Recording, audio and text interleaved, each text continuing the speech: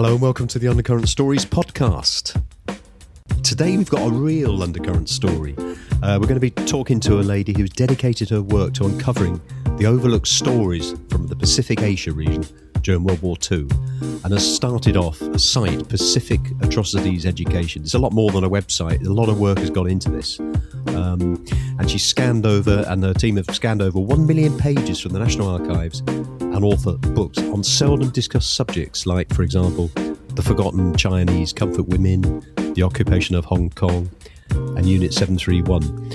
And we're going to be talking about some of those lessons that she's gathered from survivor stories and how important it is to preserve those memories for the future generations. And my guest today is none other than Jenny Chan. Hello and welcome to Undercurrent Stories, Jenny. Thank you for having me. It's great to have you on. Where in the world are you situated?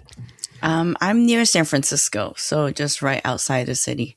Okay, so you got some warmer weather than what we've got over here. We're about 0 degrees here in the UK. It's a nice day, so after this podcast, I might go on a walk with my dog. Oh, it sounds good. So first of all, thank you ever so much for coming on the show. It's really good to have you on. And what I'd like to do, if that's okay with you, Jenny, is before we talk about your work uncovering the overlooked stories from the Pacific Asia region during the war, World War II, could you just tell us a bit about your background, your life journey, and how you became interested in these stories and why you started Pacific Atrocities Education? Yeah, I actually grew up I spent my early childhood in Hong Kong. And my grandma was telling me, I was not very interested in what she was telling me because it was I would turn on my Japanese cartoon and then she would be upset. And I thought, wow, maybe grandma is just a bit of a hater. And so I just didn't really listen to her stories. But she was telling me about 3 years and 8 months in Hong Kong and how the Japanese took a lot of her money, her family's money, and converted them into military yen and whatnot. And it almost sounded too brutal for me to even want to listen because I was a young kid and I was just interested in watching Doraemon and wanted to tune my grandma out. But after she passed away, and this is when I was going to college, we did find a box of like military yen and like rice rationing coupons. And those are like the objects when I realized that, wow, what she said there might be some concrete truth to it. Because I mean, people can say all kinds of things, right? But if you don't see like objects and items, then I feel like it's almost like I can't really believe the stories.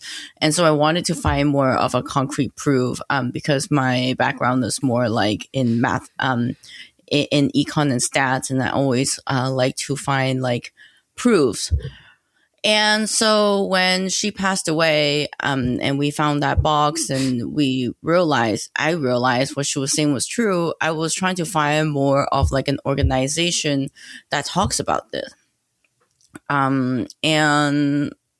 There were like some news stories about like maybe if you look at Asian news, like about World War II, but like there was not a whole lot out there. I was reading like The Rising Sun by John Toland, where he actually interviewed a lot of the politicians before they passed away, and they were like politicians from World War II. And there was also, of course, the very famous book, The Rape of Nanking, that was the bestseller, and The Flags of Our Fathers, and The Flyboys, which was about how George Bush almost was cannibalized by Japanese on Jijijima.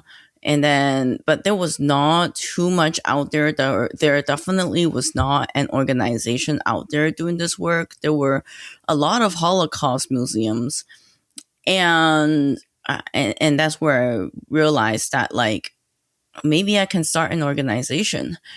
And I didn't realize how much work that was, from like fundraising Now I think about it, if I were to do it again, I probably wouldn't. I mean, if I knew the amount of work it would involve, and like how much it. Now I think about it, I was a little bit naive, but Sometimes you have to be, don't you? yeah, Otherwise, you do have you to be wouldn't do naive. things sometimes. Yeah. Yes, you do have to be naive. If not, you would not definitely not do things. That's right.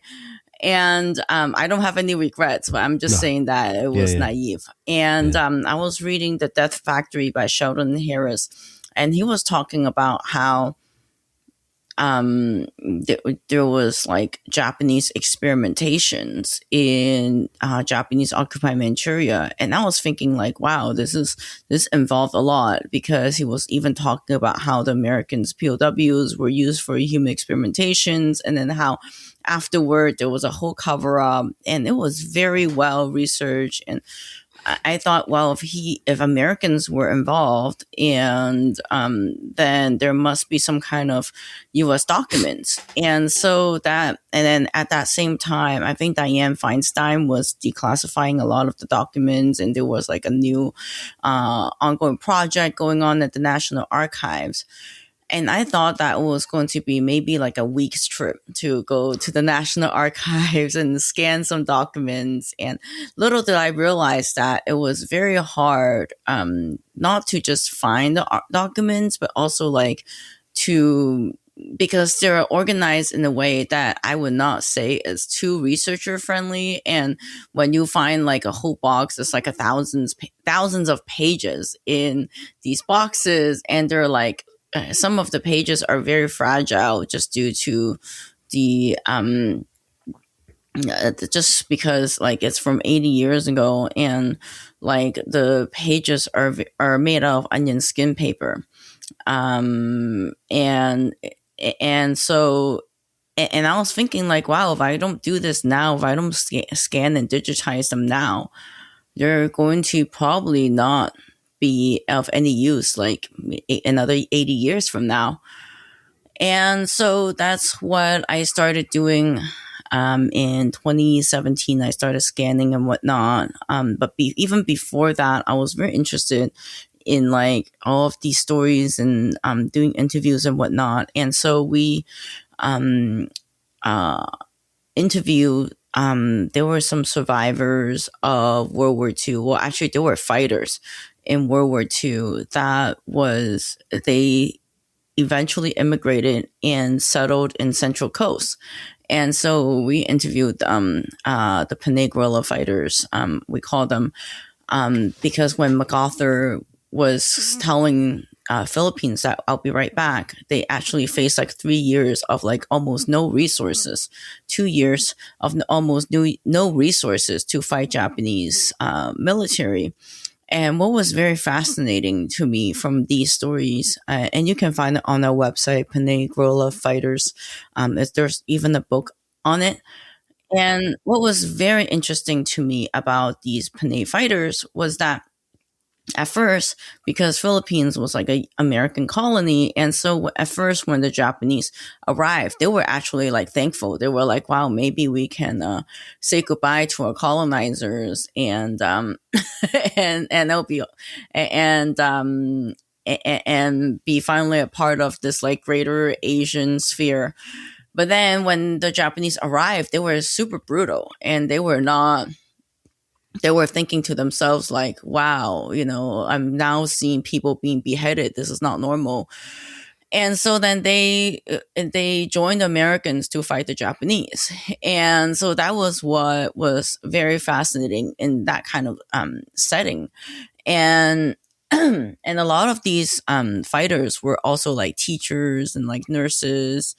And so it's very interesting to see how normal everyday people could be radicalized into like fighting a total war, when they're motivated enough. And then and then I also went to China, to Shanxi, where I interviewed a lot of the former Chinese comfort women. And those stories were heartbreaking. I interviewed them in 2015, but I didn't even finish writing the book until 2017. And I called it historical fiction because some of the stories, I'm like, man, I can't really verify it because I wasn't going to the National Archive. So I just call it historical fiction. But those are like accounts of what they told me. And one of the stories in there was it was, I mean, I still remember it when the woman was telling me that like, oh, I was pregnant after being raped like daily by these Japanese soldiers, and I became pregnant, and then because it's such a taboo topic, and they were like in a village setting, and it's such a taboo topic that her mom told her not to tell anyone, and then they went to the cave and bury the baby. And that was the end of that. And they didn't talk about it until like, she never talked about it until she was very old. And like, in 2017, that's when she shared, I mean, in 2015, when she shared the story, and she actually passed away like a few years after that. And I feel like a lot of these stories, they're not told until, because people want to move on, especially in Asia. They want to make money, and then they want to move on with their lives. They don't want to talk about, these painful experiences. And so I think that's why it's so, and by the end of their life, if you don't go and record that, it's kind of hard to have another chance to even record. It's interesting what you're saying. I mean, you're bringing out these stories that are, for want of a better word, untold. And I know when I was in education as a pupil, we learned a lot about the war. We learned about what happened in, concentration camps in Germany and all the rest of it. So there was a lot of focus there. We did Pearl Harbor. But it's funny, I remember my mother, I was brought up in the 60s and 70s, and I remember my mother saying that she'd heard accounts from Japanese prisoners of war, British prisoners of war in Japan, how cruel they were to them. And they didn't want to talk about it because it was that bad. So I do remember that sort of thing. Yeah, and it's so fascinating because recently I was looking into the stats. Like, it was actually much more likely to survive a POW camp in like Nazi Germany than it was for a POW to survive in the Japanese camp. Yeah, and I went through like all of these. I started getting really into the POW and forced labor because we were looking through Yokohama trial, which was like Class B, Class C war criminal trial. And that's actually less told than even Tokyo trial, because there were Class B and Class C war criminals, which were like lesser than Class A. But to me, I mean, if you kill a bunch of people, that's still mass murder. And it's so fascinating that there were a lot of brutalities, even for Class B and Class C. There were people who were captured by the Japanese, and then they were sent to a prisoner camp, and there was a Japanese doctor who was fascinated by what Unit 731 was doing, and he kind of wanted to be like Ishishiro, who founded Unit 731. So then he would start experimenting on POWs, which was sorry. What is sorry, Jenny? What is 731? Unit 731? Yeah, so Unit 731 was a human experimentation camp in Manchuria. And in 1931, Japan captured Manchuria. And there was a scientist named Ishishiro who was a very ambitious guy, actually. And he was thinking that after he read the Geneva Convention, he thought that if people are trying to if they're writing rules about germs, then there must be some kind of, what do you call it? Then it must be so powerful that he should be able to harness it. And if he can harness it, then the Japanese empire can become one of the most powerful nation on earth. Mm. And so, but then he, of course, you don't start out saying that, oh, you have this evil plan. So he thought that since Japan and Russia, there was a war, and during the Japanese Russo-Japanese War, there was a problem with the Japanese army getting clean water. So he created this water filter, and he peed in it, and then he peed in it in front of the emperor because he was somewhat of an ambitious showman. And the emperor was also like a hobbyist biologist, and he was so fascinating, so impressed that he gave this guy funding right away. Oh, okay. And so then he started his lab in like the late 20s in Tokyo. But he was thinking like, okay, if I do this in Tokyo, it's going to be way too out there. Like people are going to find out, they're going to like catch me and whatnot. And so then he decided that he was, when Japan captured Manchuria, he thought, wow, this is great. And so he took like a road trip in Manchuria to see like where he can best set up his like biological lab, where he can maybe, do some biological weapons and whatnot. And he set up a place in like what used to be like a soy sauce factory for human experimentation. But then eventually his prisoners got out, and they were telling everyone what they were doing at this camp, where Ishishiro was doing human experimentation. And so then he thought, wow, then I need to be somewhere even more seclusive. So he captured a village, and he told he basically told all the villagers to get out, and then he had like 150 buildings to do his human experiment. Those buildings ranged from like human experimentation, like laboratories, to like even like a movie theater where his staff can go, and then he had like a dorm for all of his staff members. So you can imagine that like the scientific community at the time probably would have heard of the guy named Ishishiro and been so impressed and wanted to just be like him. Mm-hmm. So in Unit 731, they started doing experimentation like the G-force on bodies to see like pressure chamber, to see how much the human bodies can take. They started doing more of like they were trying to test out how anthrax and glanders can affect people. They even figured out how to powderize anthrax. And it's so fascinating because in the beginning of his research, you can see that he was using steel bombs as like a biological bomb. And then you can tell by his research that he wasn't happy with the result of steel, because when the bomb gets dropped, it's not fast enough to like release all of the fleas and whatnot in the biological bomb. So then he started moving on to use like ceramic bomb so then when the porcelain bomb, so then when the bomb gets, so it shatters and the fleas can get out and infect people faster.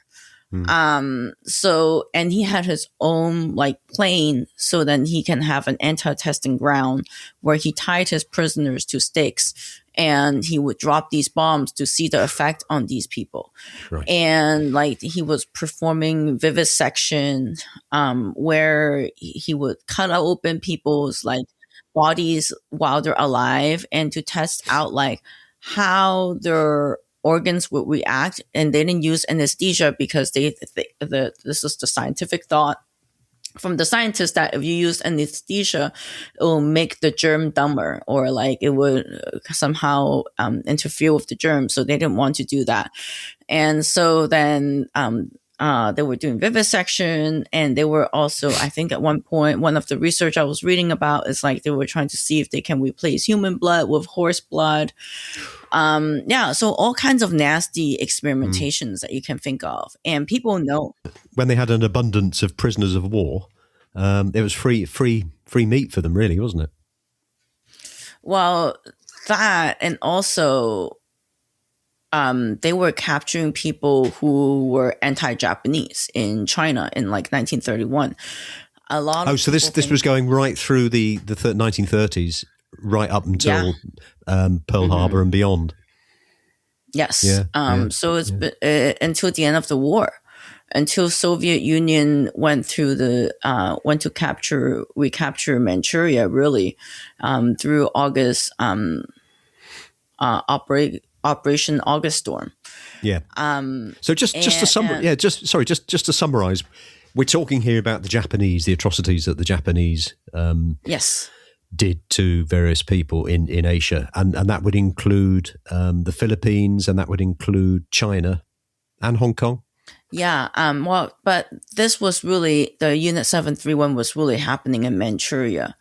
Right. And how the POWs were involved then was that after Bataan Death March, they were then put onto a hell ship. And they were shipped to like various parts of Asia where Japanese Empire was. And one of the POW camp was actually very close by to Unit 731 because it was in Shenyang, present-day Shenyang. It was like called Hokden before. And they had the POWs assembling Mitsubishi Zero airplanes. And the Zero airplanes were... and at first they had like slave laborers from like Chinese villagers, but these Chinese villagers really couldn't read. And so they were excited. They were like excited when the Americans and the British were off the ship and they were going to go assemble airplanes because these people can read and these people can probably assemble airplanes together. And so if you read like those POW accounts, you see like how they were trying to sabotage this operation because they knew, the POWs knew that if they were going to assemble these airplanes well, then they're going to eventually be used to attack like United States or the British, right? And so they didn't want to really help to assemble these airplanes. But if they were caught sabotaging the operation, then they would definitely get tortured and whatnot. And there was also this booklet of like vaccine record. And from what I can gather, it was probably because it was so close to Unit 731 that Unit 731 scientists went over to this Hokden camp to basically test their vaccines and whatnot. So yes, it's kind of like free meat, free for all. Yeah. And it's everyone has heard about Joseph Mengele, but no one's ever really heard about Ishishiro, who was the founder of Unit 731 and was running this large operation of human experimentation. And that's why I thought it was very fascinating that there are all these Holocaust centers talking about, I'm not trying to compare atrocities, no. But, but then why do we not talk about the millions and millions who passed away in Asia also? And if Japan had occupied Manchuria since 1931 and, the World War II really didn't start until 1939, in the West, then there is all this 8 years of people who were really tortured. And yeah. Can you put a number on the deaths that resulted of what the Japanese undertook? Yeah. So the lower statistics is like 30 million, and the higher end of the statistics is like 42 million. But you have to realize that like there were a lot of villages where they just torture and mass killed, and then they just kind of tossed everyone into the mass grave. So they didn't really have to count. And also between surrender, even if they had to count, between surrender and occupation, there were 2 weeks of gap where they were destroying a lot of the documents. So that's why the death toll is very hard to count.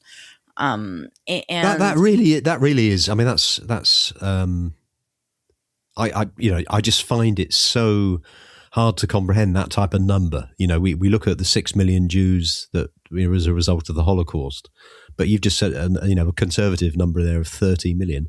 Why don't you think that we know about this? Why is it? Why are you having to do all this work to dig it all up? Why aren't we taught Yes, this in schools? that was actually like one of my biggest questions too. Like, why so many people died and we don't hear about it? So I think the reason is three. There are multiple reasons. I think it's like a threefold issues. The Japanese language has really changed since the war. So classical Japanese is closer to Chinese, but then after the American occupation of Japan, it's closer to like there's katakana, so it's closer to like English. So if you were to ship someone from a Japanese person from 2026 back to like 1943, I don't think they can really understand the language. Right. Yeah, because I recently had a Japanese intern who, he's fluent in Japanese, but he couldn't read what was on the war documents. So then we eventually found someone who understood classical Japanese. And then the second reason is political. Since U.S. really needed Japan's help in fighting communist China after the war. China went back to civil war, and then if you think about it too, there was also the war in Vietnam that the U.S. got involved in, and so during this like turbulent time where they were fighting communists, they even took the Class A war criminal out from Sugamo prison, Kishi Nobusuke. He was the guy who planned all of the wartime economy for Manchuria, and he basically was going from, and they turned him from a war criminal to the prime minister of Japan in like 10 years using Eisenhower's funding. And what's fascinating is that this guy's like grandson eventually is, I'm pretty sure you've heard of his name. This guy's grandson is named Abe Shinzo. So he's the guy who was assassinated a few years ago. Yeah. Who was also prime minister. So if you think about it, right, those people are still in charge. So why would they be trying to tell on themselves about what they have done decades ago?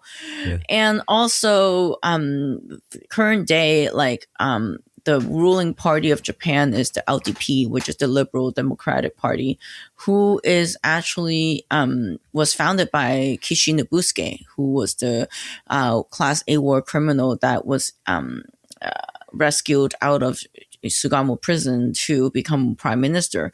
And that was mostly, the LDP was formed with the United States money, in a sense. And so because they needed that Cold War power, and also within the from surrendering to occupation, there were 2 weeks of time where they can really destroy documents.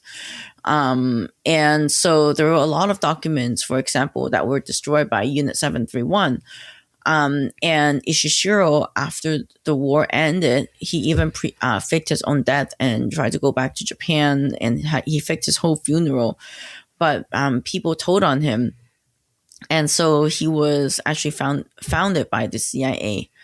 And so the CIA found him alive and well.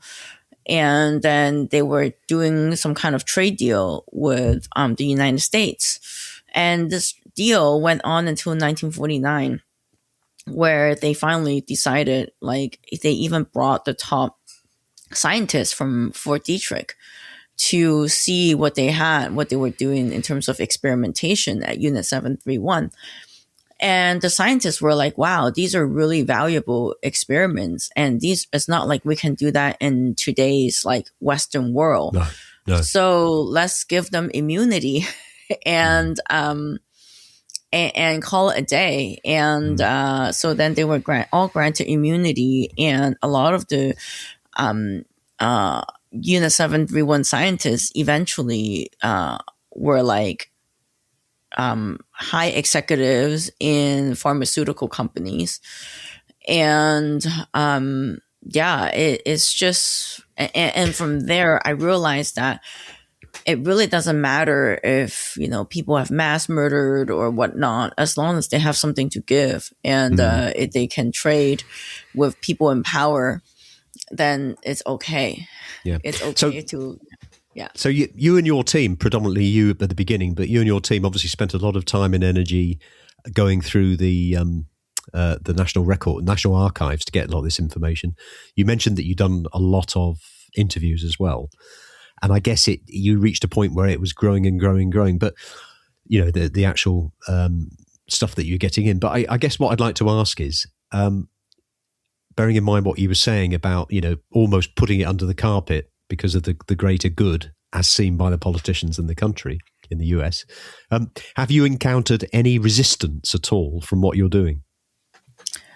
I would say that we have from our email list to YouTube to like Instagram, we have close to like 35,000 people who subscribe or like follow us in one way or form. We get like maybe one or two really nasty comments here and there. We get some nasty letters, but other than that, but you have to realize that those are like the minority of people. So they could right? be trolls, like, By the way, yeah, you've got 35,001 followers in Instagram now. Yeah.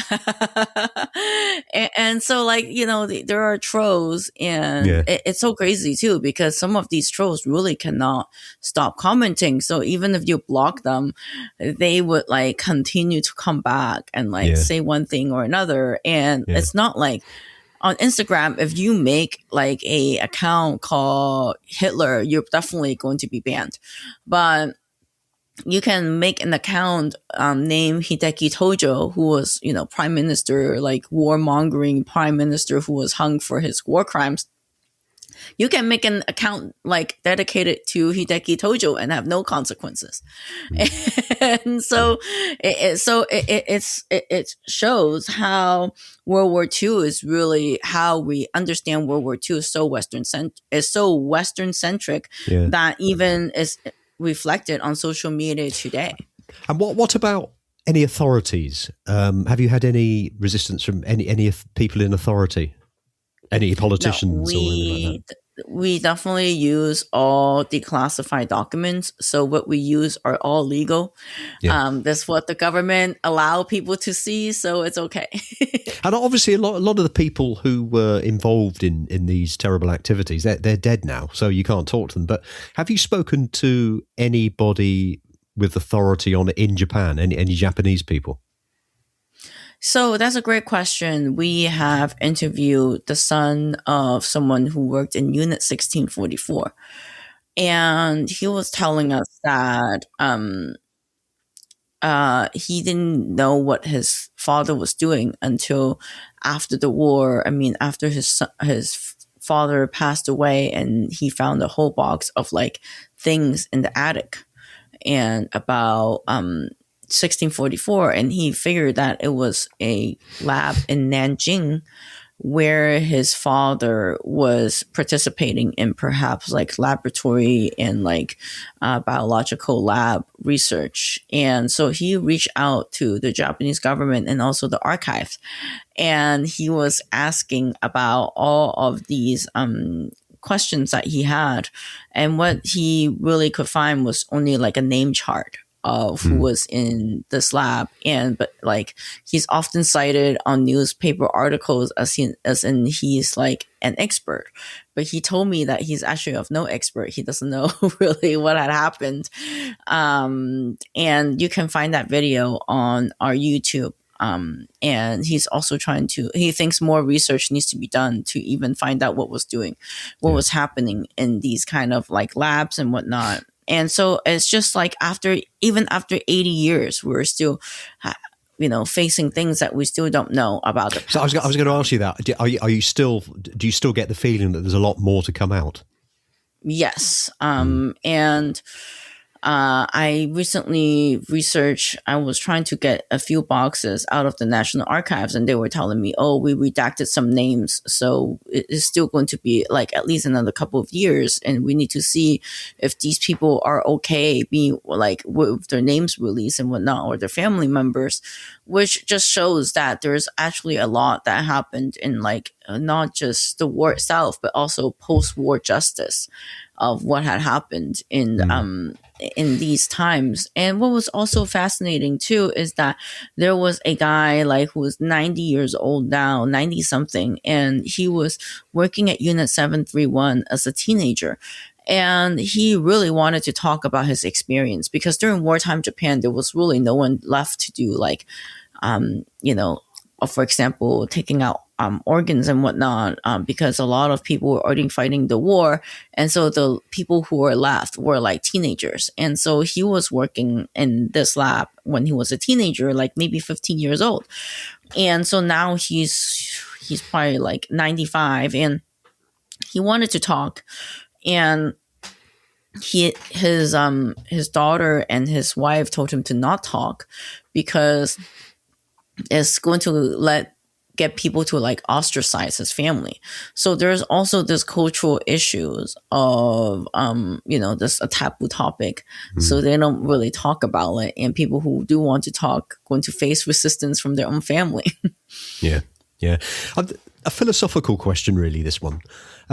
Obviously, a lot of nasty things happened in pre-war Germany, and this has been happening in the Pacific area with the Japanese. Do you think it's this is something that is within a particular culture, or do you think it's something that can happen with any group of people, wherever you are in the world, if you've got the leadership that is pushing it? What are your thoughts on that? I think it really could happen anywhere in the world if you have leadership that kind of push that kind of culture.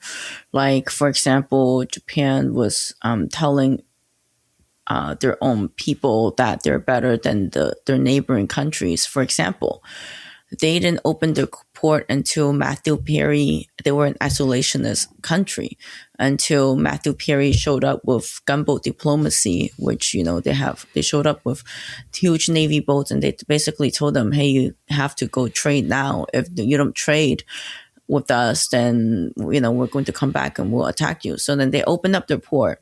And then the first thing they did was to install an emperor, really. And then the Choshu domain, who was really the ancestors of Kishinebusuke, pushed this agenda for people to get educated in the West. And so a bunch of people got educated in the West and learned from the West how to be essentially how to modernize Japan. And then after they got westernized, they realized that they're now better than most of their neighbors. And so then they started having this propaganda going on, kind of telling people, and in their education system too, that we're now better than our neighbors, and now we need to have like a greater Asian sphere, Asia for Asians. And that's why even the Philippines thought that they were going to be there to help them, but essentially was so brutal that they had to fight. And at this time, like with the Russo-Japanese War, I really don't think that Japan would have won without the help of the United States at the time. Like Teddy Roosevelt was the one who then negotiated later with the Treaty of Portsmouth and greenlit. And Teddy Roosevelt even brought a diplomat from Japan to go fundraise in Wall Street for this like military expansion. And after that, then they really think that and during Treaty of Portsmouth, Teddy Roosevelt said that Japan was the Yankees of the East. And so gave Korea to Japan. And so I think this really could happen anywhere, given the correct political time. What do you think? I mean, I'm looking at sort of 1930s Germany, and you think of what happened there, and I think people, if they've got the right leader, can actually fall for it, particularly if you've got high unemployment, bad economic situation. People blame immigrants coming in for the cause of it. And I think it's very easy for a charismatic leader to get hold of that, grasp it, and turn it into something, and those people will follow. That's my own view. Yeah, I think it could happen in the society faster than we think it would. It would happen, and like you can't imagine it. You and I cannot imagine it, but I think, I think it's definitely able, I mean, if given the situation is ripe, then history could repeat itself. Yeah, And and it that's has why I done think throughout the century. Yeah, it has done throughout the centuries, and that's why I think it's so important what you're doing. And I was going, yeah. I'm half answering the question I was going to ask you, really. But what is the end goal of what you're doing? What are you hoping to achieve? Yeah, I'm hoping to basically not only tell these untold stories, but also learn from history. People need to learn from history to prevent it from happening again. And I think it's very obvious that it could happen again. And I just think that there are so many stories that needs to be told still about World War II in Asia.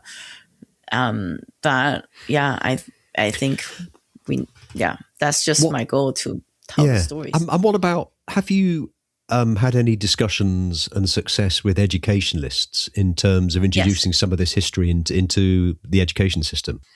Yes, and in California, we now have ethnic studies that cover this kind of studies. But you also have to understand that in order to teach this, teachers need to understand how to teach it.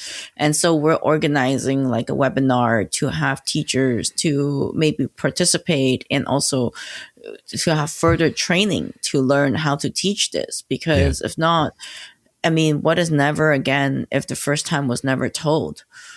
And so but in order to do that, we of course need more funding and more resources. Yeah. So, yeah. I think it's important. It was National Holocaust Day or International Holocaust Day yesterday. And a little snippet on the news where they were saying that in 2010, 2,000 schools in the UK marked it. At 2025, it was 1,200 schools, which means that the importance of these things as they fade into history goes, and people will never get to hear those stories. And I think it's very important what you're doing, and a fantastic job. Actually, to go on that, there was, sorry to cut you, there was a fresh survey for Gen Z. They didn't even know who Axis and who the allies were. And like I've been watching a lot of like TikTok videos or Instagram videos where people thought that China attacked Pearl Harbor even. And so it's just, we need to teach history. Yeah. Are you, or has anybody discussed, are you seeking reparations from Japan on this for anybody? I think reparations can come if people can understand what had happened. And right now, I don't think people even know what had happened. And in a way, the current day prime minister is still, was a frequent visitor to Yasukuni Shrine, where all of these Class A war criminals were enshrined. For example, can you imagine if they had a shrine for like Auschwitz doctors who were charged as like war criminals, right? I think Germany would not allow to do that, would not allow their leaders to do that. But in Japan, they're still doing that. Their leaders are still visiting Yasukuni Shrine. And so I think we need to teach a way of political sensitivities and historical sensitivity first before we can even talk about any of that. Yeah. For example, like what I was saying earlier, that one cannot make an account named Adolf Hitler, but at the same time, you can make a account about about Hideki Tojo. And so that kind of sensitivity needs to be addressed first, and teaching history needs to come first before we talk about any of that. And what would you like to see, any justice in this, or any apologies on behalf of the Japanese? I think it would be great if the Yasukuni Shrine can be addressed and whatnot. But yeah, that would be a great step toward, today's geopolitical issues around Japan and their neighboring countries. In fact, it was so interesting to see that when I was in South Korea, they were doing weekly Wednesday protest at the Japanese embassy about comfort women still. And so there's a huge scar that I think Japan needs to address with people Yeah. around them. Well, you've got a great website, and I noticed that there's quite a few books on there available, and you yourself have written some books, haven't you? Yes, about Unit 731 and also Comfort Women and also Occupation of Hong Kong. And what's next for the Pacific Atrocities education?